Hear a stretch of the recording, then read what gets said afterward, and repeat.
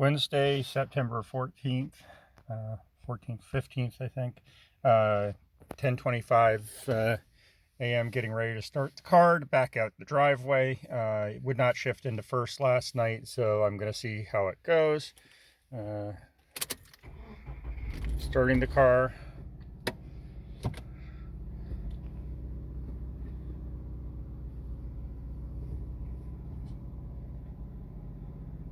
Got the car into reverse.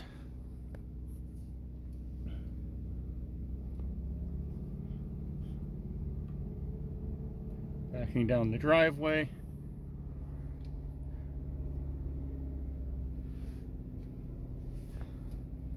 In 300 feet, turn left onto North Hofford Street.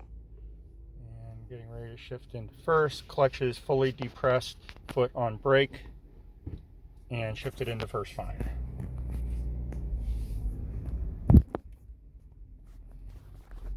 End video.